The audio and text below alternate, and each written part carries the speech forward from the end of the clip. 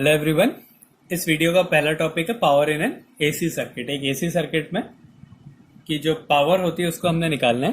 हमें पता है कि जो पावर का फार्मूला होता है P equals to V into I, तो V की जगह हम यहाँ पे EMF ले रहे हैं और ये करंट हो गया। अब एक एसी सर्किट के लिए एक अल्टरनेटिंग EMF जो होता है E equals to e not sine omega t होता है। और मान लिया जो करंट है उसका इक्वेशन है I not sine omega T. मान लिया हम ये दोनों सेम फेज में नहीं है, इनमें कुछ फेज डिफरेंस है फाई का, तो यहाँ पे प्लस फाई या माइनस फाई या सेम फेज में भी हम लेके इसको सॉल्व कर सकते हैं। तो हमने ये कंडीशन ले ली कि ईएमएफ जो है E not sine omega T और करंट का जो इक्वेशन है वो है I not sine omega T plus phi. अब इसको इस इक्वेशन में पुट कर देते हैं, तो यहाँ पे जो पावर आएगी वो हो जाएगा ई की वैल्यू हो गई E not sine omega T और आई की वैल्यू हो गई I not sine omega T plus five. अब इसको सॉल्व कर देते हैं।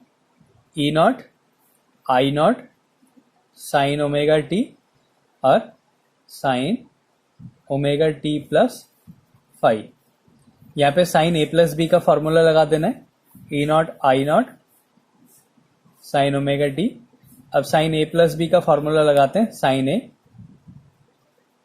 Cos b plus cos a sine b. ये हो गया, ये फॉर्मूला होता है sine A plus b equals to sine a cos b plus cos a sine b. इसी को हमने यहाँ पे पुट कर दिया। ए की वैल्यू ओमेगा टी और बी की वैल्यू फाइव है। अब हमने इसके अंदर मल्टीप्लाई कर देते हैं, तो ई नॉट आई नॉट तो बाहर रहने देते हैं, बाकी मल्टीप्लाई कर देते हैं। ये हो गया sine square omega T cos five plus यहाँ हो गया sine omega T cos omega T sine five. अब इसमें क्या करा, दो से मल्टीप्लाई कर दी और डिवाइड कर दी, तो two sine omega T cos omega t. ये साइन टू थीटा का फॉर्मूला हो गया। Two sine theta cos theta, ये होता है साइन टू थीटा। तो हमने इसको लिख दिया E not I not sine square omega T cos five plus 1/2। इसकी जगह हो गया sine two omega T sine five. ये आ गया। अब हमने एक कंप्लीट साइकिल के लिए पावर निकालनी है, तो फॉर कंप्लीट साइकिल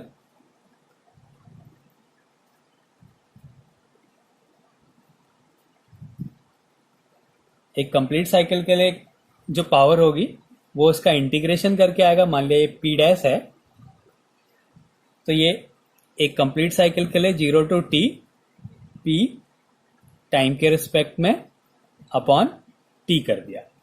तो अब हमने इस पूरे का इंटीग्रेशन करना है टाइम के रिस्पेक्ट में, तो ये हो गया। और जो साइन का फंक्शन होता है साइन टू ओमेगा टी, ये हमने जब IRMS वैल्यू निकाली है और जब एक IRMS वैल्यू निकाली और मीन वैल्यू निकाली, तो मीन वैल्यू में हमने क्या करा था, हाफ साइकिल के लिए लिया था। साइन का जो फंक्शन था उसका इंटीग्रेशन हमने हाफ साइकिल के लिए लिया था। एक कंप्लीट साइकिल के लिए जो होता है साइन जितना पॉजिटिव होगा दूसरी हाफ साइकिल में उतना ही नेगेटिव हो जाएगा।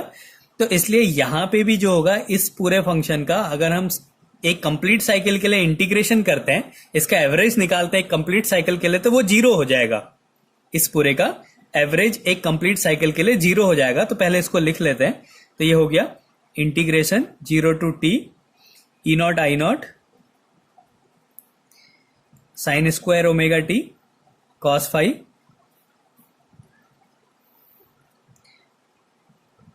अपॉन टी, सेपरेट कर देते हैं इसे, अपॉन टी प्लस इस वाले को लिखते हैं अब 1/2 0 to t sine two omega T sine five upon t. ये इसके भी अपॉन में टी, इसके भी अपॉन में टी, और दोनों का इंटीग्रेशन हमने 0 टू टी करना है, टाइम के रिस्पेक्ट में इसका इंटीग्रेशन करना है। अब एक कंप्लीट साइकिल के लिए, ये पूरा साइकिल के लिए, एक कंप्लीट साइकिल के लिए अगर साइन के फंक्शन का हम इंटीग्रेशन करते हैं, इसका एवरेज निकालते हैं तो वो जीरो आ जाता है। तो ये वाला जो टर्म होगा ये जीरो हो जाएगा। और साइन स्क्वायर का अगर हम एक कंप्लीट साइकिल के लिए एवरेज निकालते हैं, साइन स्क्वायर का अगर हम एक कंप्लीट साइकिल के लिए एवरेज निकालते हैं तो आंसर 1/2 आता है। साइन का एक कंप्लीट साइकिल के लिए जीरो आएगा और साइन स्क्वायर का एक कंप्लीट साइकिल के लिए 1/2 आता है। ऐसा होगा ये 0 to t sine square omega t d t upon t, इसकी वैल्यू होती है 1/2 और 0 to t sine 2 omega t या ओमेगा टी कुछ भी हो डी टी अपॉन टी, इसकी वैल्यू होती है 0।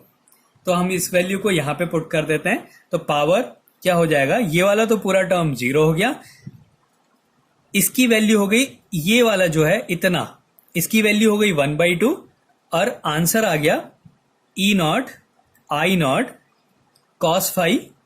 और इतना जो पूरा टर्म है sign square omega T upon T, इसका इंटीग्रेशन, ये एवरेज है पूरा, इसकी वैल्यू जो है 1/2 हो जाएगी, cos फाई भी बाहर आ जाएगा। तो इसको जब हम इंटीग्रेशन करेंगे तो 1/2 E0 I0 cos फाई इसका आंसर आएगा। तो इसको थोड़ा सा और सॉल्व कर देते हैं। P = 1/2, इसको ऐसे लिख दिया 1/√2 E0/√2 I0/√2 cos phi, E0/√2 I0/√2 cos phi कर दिया। तो E0/√2 होता है ERMS, I0/√2 हो गया IRMS cos फाई। ये पावर का फॉर्मूला है ERMS IRMS cos फाई। तो ये होती है एक एसी सर्किट में एक पूरे कंप्लीट साइकिल के लिए जो एवरेज पावर होती है, इसकी वैल्यू होती है ERMS IRMS cos फाई। इसको दोबारा से देख लेते हैं। माना जो ERMS है उसकी वैल्यू है E0 sin omega T, IRMS जो EMF है उसकी value I0 sin omega T, और जो करंट है वो है I0 sin omega T plus phi. माना इसमें जो फेज डिफरेंस है वो फाई का फेज डिफरेंस है। अब फिर से यहाँ पे P डैश की वैल्यू पुट कर दी, E की वैल्यू हो गई E0 sin omega t, I की वैल्यू हो गई I0 sin omega T plus phi.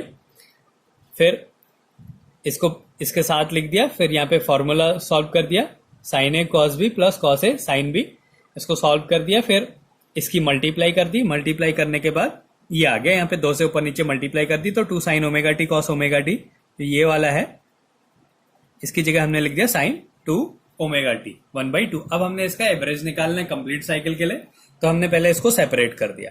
तो E0 I0 sine square omega T cos phi upon t 0 to t dt और प्लस ये हो गया 0 to t 1/2 sine 2 omega T sine phi upon t dt। अब एक sign का एक complete cycle के लिए इंटीग्रेशन, साइन का कंप्लीट साइकिल के लिए इंटीग्रेशन अगर हम करते हैं, उसका एवरेज निकालते हैं, एक कंप्लीट साइकिल के लिए एवरेज निकालें तो वो 0 आएगा। और साइन स्क्वायर का अगर हम एक कंप्लीट साइकिल के लिए एवरेज निकालते हैं तो वो 1/2 आती है। तो ये साइन स्क्वायर का एवरेज है तो इसकी जगह 1/2 आ जाएगा और ये वाला जो है वो 0 हो जाएगा। तो ये वाला तो पूरा 0 हो गया, इसकी जगह 1/2 आ गया, तो ये E0 I0 1/2 cos फाई, तो 1/2 E0 I0 cos फाई हो गया। इसको फिर थोड़ा चेंज कर दिया, 2 को √2 इंटू √2 लिख दिया, तो E0/√2 की वैल्यू ERMS हो गई, I0/√2 की वैल्यू हो गई IRMS। अब इसके बाद अगला टॉपिक है हमारा वॉटलेस करंट। वॉटलेस करंट,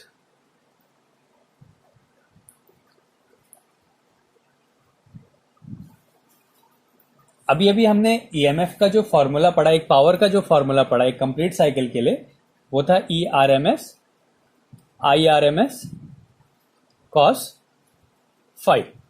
ये जो है हमने अभी EMF का पावर का फॉर्मूला पढ़ा है। अब अगर सर्किट में इंडक्टर या कैपेसिटर लगा है, सर्किट में इफ सर्किट कंटेनिंग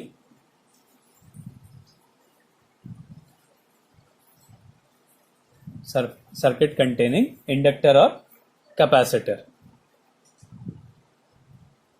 इंडक्टर और कैपेसिटर, तो अगर सर्किट में इंडक्टर और कैपेसिटर लगा होता है तो जो फेज डिफरेंस होता है वहां पे जो फेज डिफरेंस होता है वो π/2 का होता है।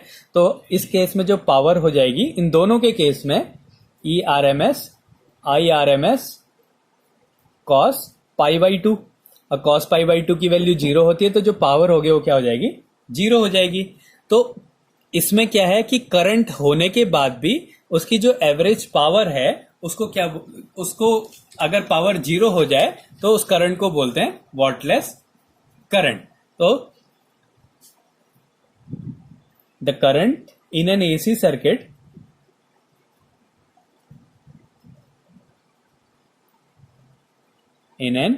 AC circuit is said to be whatless current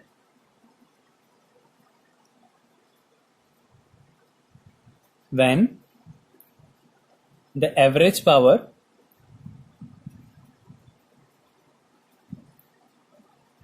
consumed in such circuit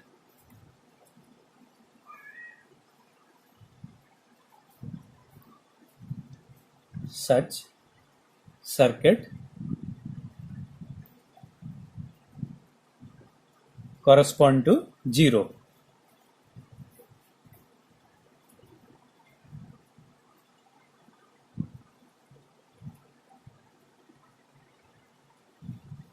So the current in an AC circuit is said to be whatless current when average power consumed in such circuit correspond to 0। अगर किसी circuit की average power 0 है तो उसमें जो current flow होता है उसको बोलते हैं वॉटलेस करंट।